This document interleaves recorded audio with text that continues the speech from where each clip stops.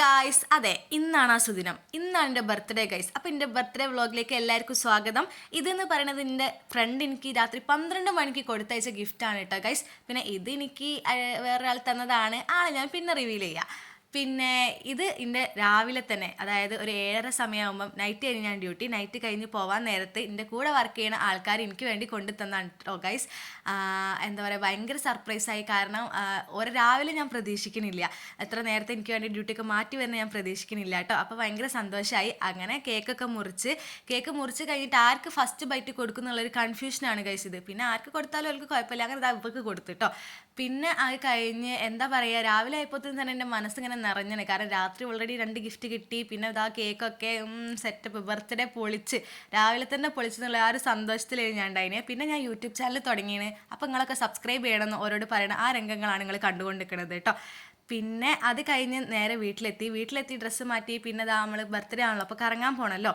അങ്ങനെ കറങ്ങാൻ പോണതിൻ്റെ ഇടയ്ക്ക് ഡ്രസ്സൊക്കെ മാറ്റി വണ്ടിയിലെത്തിയപ്പോഴാണ് വീട്ടിലിരുന്നിട്ട് ചെരുപ്പുമായിട്ടാണ് കറങ്ങാൻ പോകുന്നതെന്ന് മനസ്സിലായത്. അപ്പോൾ തിരിച്ചു പോയി വീണ്ടും ചെരുപ്പൊക്കെ മാറ്റി വരുന്നതാണ് ഈ കുണുങ്ങി വരുന്നത് നിങ്ങൾ കണ്ടത്.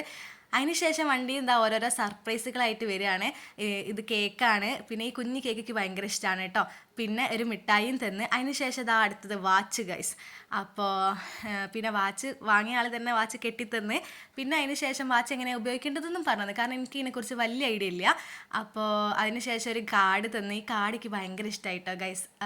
പിന്നെ അതിനുശേഷം കുറേ ഗിഫ്റ്റ് കിട്ടിയതിൻ്റെ സന്തോഷത്തിൽ മതിമറന്ന് നിൽക്കണം തന്നെയാണ് നിങ്ങൾ കാണുന്നത് കേട്ടോ.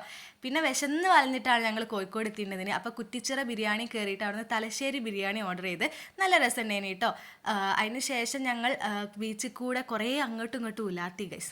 അതായത് എങ്ങോട്ടാണ് പോകേണ്ടതെന്ന് അറിയാതെ, ബീച്ചിലാണെങ്കിൽ പൊരി വെയിലും, മഴക്കാലമാണ് പറഞ്ഞിട്ട് കാര്യമില്ല, നല്ല വെയിലേനി. അപ്പോൾ ഒരു സൈഡിൽ നിന്ന് തൊട്ട് അവസാനത്തെ സൈഡ് വരെ ഞങ്ങൾ അങ്ങോട്ടും ഇങ്ങോട്ടും നടന്ന് പിന്നെ തണൽ കണ്ടിടത്തൊക്കെ ഇരുന്ന്. അതിനുശേഷം നമ്മൾ കോവൂരുള്ള ബൺബോയിൽ കയറി കേട്ടോ. ബൺബോയിൽ ഞങ്ങൾ ഒരു പ്രാവശ്യം പോയതാണ്. അപ്പം നമ്മൾ അന്ന് ട്രൈ ചെയ്തതിന് കൊറിയൻ ക്രീം ബണ്ണാണ്.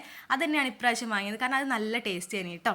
പിന്നെ ഒരു ചോക്ലേറ്റ് ബണ്ണും കൂടെ വാങ്ങി. പക്ഷേ അതിന് അത്ര വലിയ ടേസ്റ്റ് ഒന്നുമില്ല. നല്ലത് കൊറിയൻ ക്രീം ബണ്ണ് തന്നെയാണ് കേട്ടോ. പിന്നെ അത് 2 വീട്ടിലേക്കും വാങ്ങിയിട്ടുണ്ടായിരുന്നു കേട്ടോ.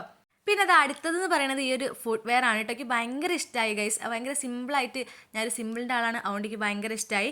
പിന്നെ അടുത്തത് ഞാൻ കറക്കൊക്കെ കഴിഞ്ഞ് വീട്ടിലെത്തിയപ്പോഴത്തേനും എൻ്റെ വീട്ടുകാർ എനിക്ക് വേണ്ടി കേക്കൊക്കെ വാങ്ങി വെച്ചിട്ടുണ്ടായിരുന്നു ഗൈസ്.